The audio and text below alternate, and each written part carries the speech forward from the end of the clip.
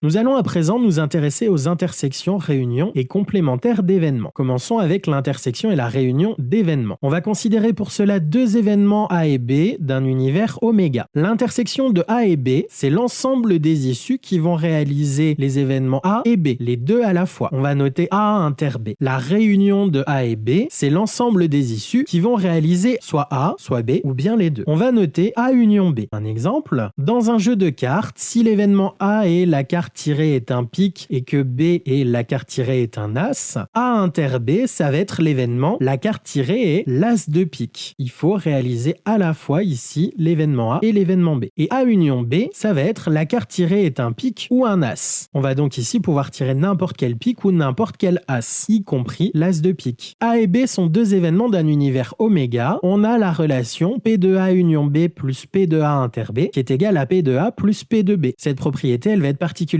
utile pour déterminer la probabilité d'une intersection ou d'une réunion. Sur un exemple, on a demandé à 180 adolescents quel était leur genre de film préféré et on a consigné les résultats dans le tableau ci-dessous. On choisit au hasard un adolescent qui a participé à cette étude et on va noter A, l'événement l'adolescent choisi préfère les films d'action et F, l'adolescent choisi est une fille. On demande ici de calculer P de A inter F et P de A union F. Dans le tableau, on trouve que sur les 180 adolescents qui ont été interrogés, il y a 45 filles qui préfèrent les films d'action. Donc P de A inter F, c'est 45 sur 180 qui nous donne un quart après simplification. Pour calculer P de A union F, on va avoir besoin de P de A et de P de F. Donc, dans le tableau, on peut lire que P de F, c'est 120 sur 180, ce qui donne 2 tiers après simplification, et que P de A, c'est 80 sur 180, ce qui donne 4 neuvièmes après simplification. Donc P de A union F, c'est P de A plus P de F moins P de A inter F, c'est-à-dire 2 tiers plus 4 neuvièmes moins 1 quart, ce qui fait 31/36e. On va dire que deux événements A et B sont incompatibles lorsque A inter B